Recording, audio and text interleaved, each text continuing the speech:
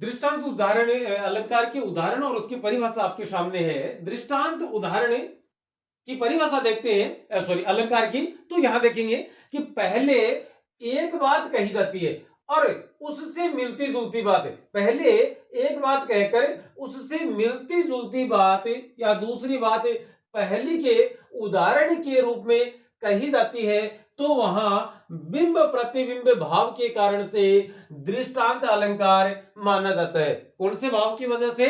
बिंब प्रतिबिंब, मतलब एक दूसरे की छाया प्रति के अब भाव के कारण से वहां पर दृष्टांत अलंकार की उपस्थिति मानी जाती है। उदाहरण आपके समक्ष यहां है कि जो रहीम उत्तम प्रकृति का करी सकत कुशंग, चंदन विप्स व्यापत नहीं, लपटे रहत भुजंग।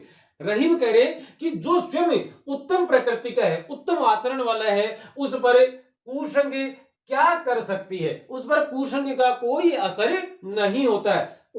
फिर वो दृष्टांत के रूप में उसी से मिलती जुलती बात कहते हैं कि जैसे कि चंदन विष व्यापत नहीं, कि चंदन के वृक्ष पर विष या चंदन के वृक्ष में विष जहर व्याप्त नहीं होता है, क्योंकि और उस पर लपटते रहते भुजंग, और उसके ऊपर भुजंग लिपटे रहते हैं, सर्प लिपटे रहते हैं, नाग लिपटे रहते हैं, बावजूद इसके चंदन के वृक्ष पर, चंदन के पेड़ पर कभी जहर नहीं चढ़ता है। क्यों? क्योंकि वह स्वयं उत्तम प्रकृति का है, इसलिए कुसंग का असर नहीं होता। एक बात कही, उसके उदाहरण के रूप में उसी से मिलती जुलती एक दूसरी बात कही जाती है, तो वहां पर क्या होता है?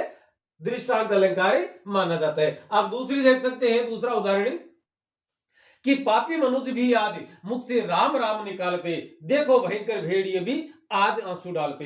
कि पापी मनुष्य जो है वे भी अपने मुख से राम नाम का स्मरण करते हैं, राम नाम जपते रहते हैं, कि देखो कितना भयानक वक्त आ गया है कि ये जो भयंकर भेड़िए हैं ये भी आज आंसू डाल रहे हैं। मतलब जो लोगों की मौत के कारण है, मौत जिनकी वजह से हुई है, लोगों की मृत्यु के जो कारण बने हुए हैं, वे भी आज आंसू डाल रहे हैं, आंसू बहा रहे हैं। तीसरा कि शिव औरंगी ही जीती सके और न राजा राव, शिव औरंगी ही जीती सके और न राजा राव, हत्थी मत पर सिंह बिनु, हत्थी मत पर सिंह बिनु, आम न घाले घाव।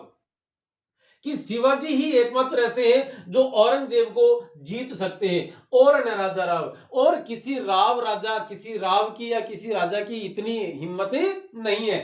क्योंकि औरंगजेब किस प्रकार से हाथी के समान है, लेकिन शिवाजी सिंह के समान है। देखिए, हाथी मत पर सिंह बिनु, कि हाथी के माथे पर शेर के बिना, शेर ही हाथी के माथे पर आन न घालेगा, कि शेर के बिना कोई भी ऐसी चीज नहीं है जो हाथी के माथे पर घाल सके, या हाथी के माथे पर घाव कर सके, या हाथी को मार सके। ये सिर्फ कौन कर सकता है? हाथी ही, सॉरी शेर ही। तो औरंगजेब हाथी के समान माना गया है, लेकिन शिवाजी जो है वो सिंह के समान माने गए हैं। और इसी कारण से यहां पर बिंब प्रतिबिंब, शिव शेर के समान, औरंगजेब हाथी के समान, और ये कि शिवाजी और औरंगजेब का जो दृश्य है उसी के समान। और ये जो अन्य राव राजा है ये किसके समान है?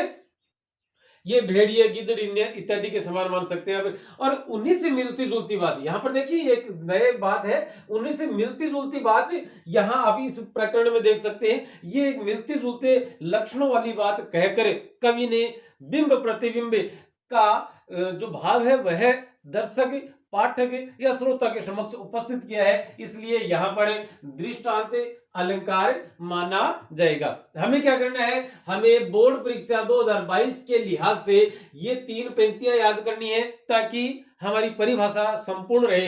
हो सकता है दृष्टांत अलंकार की परिभाषा पूछ ली जाए, या दृष्टांत अलंकार का एक उदाहरण लिखिए, इस प्रकार का एक प्रश्न होगा। तो इन 3 उदाहरणों में से जो सबसे बढ़िया है, सबसे सरल है और सबसे प्रचलित उदाहरण है वह 1 नंबर वाला है कि जो रहीम उत्तम प्रकृति का करी सकत कुसंग, चंदन विष व्यापत नहीं, लपटे रहत भुजंग।